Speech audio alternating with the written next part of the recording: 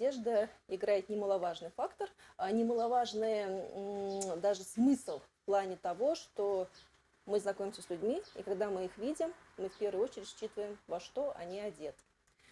И это явление не 21 века, а это явление намного более раннее. И могу сказать, что раньше одежда играла намного большее значение, показывая социальный статус того, кто эту одежду надел.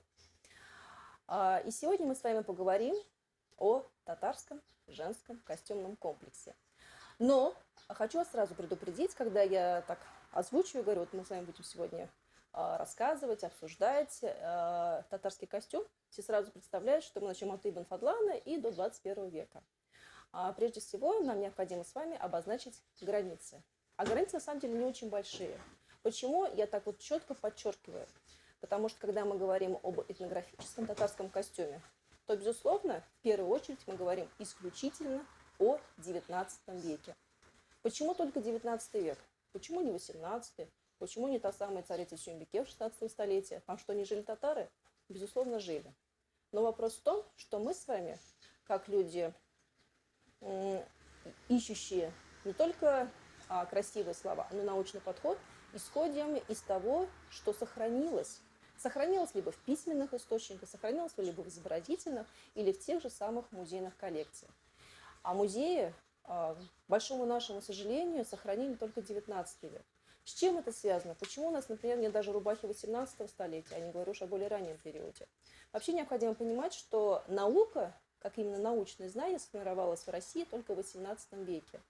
До этого по народам, по костюмным комплексам проживающих на тот период в России совершенно не собиралось никакой информации. Только уже в XVIII веке потихонечку стали собирать какие-то источники, какие-то сведения. И чаще всего они сохранились именно в записях. А вот уже музеи работали очень плотно, начиная с XIX века. Но опять одна большая проблема. Когда мы говорим о музейных коллекциях, чаще всего там сохранялась исключительно праздничная культура. И только уже повседневно стала сохраняться только в XX веке. Соответственно, у нас с вами получается достаточно узкий корпус источников, из которых мы можем делать какие-то выводы. Но мы с вами живем в 21 веке, мы можем сопоставлять факты, мы можем исследовать разные источники и уже из этого какую-то формировать определенную картину. Когда мы говорим о Сюмбике, мы всегда его представляем вот именно вот в таком образе, да? И никаком другом. А знаете почему? Потому что именно в XIX веке сформировался тот самый знаменитый образ Сюмбике. То, как она выглядела на самом деле, мы не знаем. Есть научные предположения, но это только фантазии, хоть и научные. На самом деле это работы как профессиональных художников, так и нет, начала XIX века. Перед вами слева и справа изображения художников Мартынова и Корнеева. Они были профессиональные художники, они закончили Академию художеств.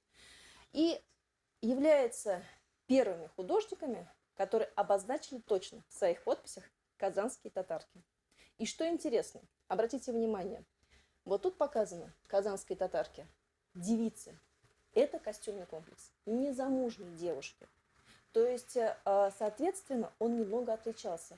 Хочу вам сразу сказать, что в целом в традиционной культуре костюм незамужней девушки очень сильно отличался от замужней. И там были разные факторы, которые как раз-таки и это показывали. Статус, социальный статус, положение. А вот это костюмный комплекс уже замужней женщины. А незамужние татарки, они могли себе позволить чуть больше в плане сокрытия себя. То есть у них чаще всего были небольшие шапочки, либо те же самые колпаки, и не обязательно покрывала, которые их скрывали. В отличие от замужних женщин, у которых колпак был не как шапка, а как волосник. То есть первый этап головного убора, который сверху еще чем-то покрывался. А в центральной части мы с вами видим еще одного изображения, я так называю одного проходимца, потому что это профессиональный военный Шотландии Джон Кокрейн, который промчался по России, решив попутешествовать пешком. Он пока путешествовал, женился, уехал потом обратно, и в итоге он сгинул в Америке. Но чем же он для нас так полезен? Тем, что когда он приехал в Россию, он был еще и в Казани, он зарисовал татарскую женщину из Казани вместе с маленьким ребенком. И обратите внимание, если нас женщины не очень интересуют, потому что, в принципе, у них головные уборы с предыдущим художником похожи, А вот на девочке показан тот самый ок-колфак. То есть мы все сами песни-то поем, но при этом изображение мы не видели. У Кряшин сохранился ок-колфак достаточно долго, вплоть до начала 20-го столетия молодые девушки его носили. У казанских татар достаточно рано вышел из обихода. И при этом, то есть у нас исследователи пишут, что носили, в музейных коллекциях есть, а изображений доказательства нет. И вот представляете, буквально недавно пролистывая книгу, спасибо нашим переводчикам, филологам, которые перевели фрагмент и опубликовали это издание. Я нашла на фронтисписе книги это изображение, где показано, что да, действительно, казанские татарки точно так же носили ок-колфак. Причем необходимо отметить, что когда мы говорим о татарке, прежде всего, что мы вспоминаем? Это колфак. Но кроме колфака было еще великое множество главных уборов. И сам колфак был тоже очень разнообразен. Буквально в одно столетие он прожил огромную жизнь. От головного убора длиной практически 1,5 метра до маленькой шапочки-наколки не более 10 сантиметров в высоту. Мы с вами так плавно-плавно переходим к украшениям. Какие же они были? Что украшали у себя татарки? Украшали многое. Украшали голову, шею, грудь, руки, но не украшали ноги. Что же носили в середине, в конце 19 века? Носили разнообразные перевязи. Причем необходимо отметить, что наиболее знакомые и популярные сегодня фасите в его таком развитом, достаточно объемном виде все-таки было украшением уже замужней женщины. Безусловно, молодые девочки, девушки тоже носили перевязи, но они были более скромны. То есть это была чаще всего небольшая полоска с какими-то небольшими бляхами. Очень много было вариантов того, что, особенно у детей, именно защитные. То есть какие-то пуговки, раковины, каури, монетки, которые как бы отвлекали. А вот уже у женщины, у замужней женщины, это украшение все-таки имело больше статусный характер. И вот тут показана перевязь именно молодой девушки. Как раз это работа та же самая Карла Федоровича Чугуна. Если мы с вами вернемся назад, то мы увидим, что в девичьем костюмном комплексе он присутствует. Хотела бы обратить ваше внимание, Елабуга выпустил уже 3 альбома с изображением Карла Федоровича Чугуна. И вот последний альбом прошлого года они выложили в интернет в открытый доступ. Кому интересно, обязательно, можете зайти ко мне на страничку или кому-то еще. Эти книги, они лежат в открытом доступе. Обязательно изучайте, смотрите более конкретно. Что же еще носили? Носили, конечно же, разнообразные накосники. И разнообразные накосники – это не только щулпы. Причем щулпы тоже были разные. А потом мы с вами с ними познакомимся. Девичьим накосником считался тезме, который полностью закрывал ее косу. Женщины уже тезме не носили. Это были разнообразные серьги, это были браслеты, это были воротниковые застежки пащалбары. Причем обратите внимание тут на изображение, прям очень хочется, чтобы обратили внимание. Современные мастера, когда изготавливают пащалбары, они забывают, то есть они основу, саму застежку делают с подвесками, но застежка с подвесками только одна не носилась. Был еще, так можно сказать, на современный лад, чокер тканевый, который облегал плотно шею. И вот, к сожалению, о нем не то что современные мастера, а современные девушки, которые хотят носить, чаще всего не знают. И поэтому получается как будто просто цепочка. И в целом, в 50-х годах 19 века многие мужчины татар стали носить фес. И вообще считается, что калипуш более позднего варианта тюбетей, он преобразованный фес. То есть фес у нас не совсем прижился, потому что был очень высокий, а тюбетей – это нижний головной убор, то есть подразумевает, что на него что-то сверху еще надевается. Он уменьшился, форма осталась та же, но и стал более обильно декорироваться.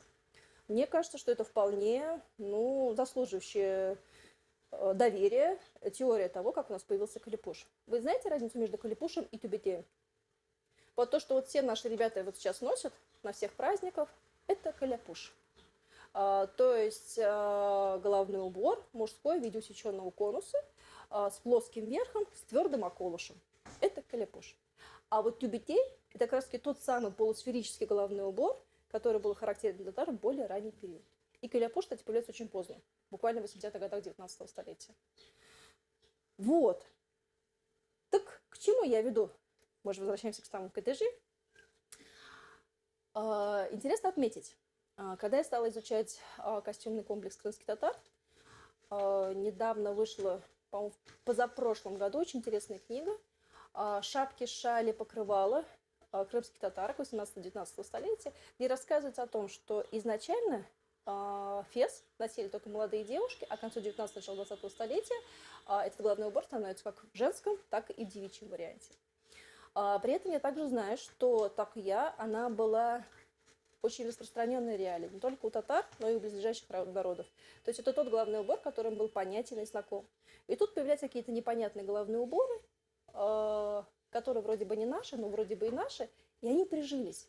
Но тут еще появляются наши ремесленники, наши те самые владельцы заводов, пароходов, которые стали активно производить клепуши, колфаки, катежи на продажу и распространять это на всей территории проживания татар.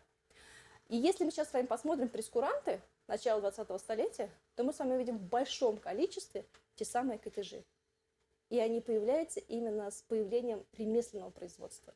То есть понятно, что они какое-то нашли интересное слово «каттаж» или «каттажи», которое приходит от французов, и что такое непонятное, интересное, но вроде бы и знакомое нам, и стали это активно продавать. И оно выстрелило. И оно стало понятным и интересным для женской аудитории.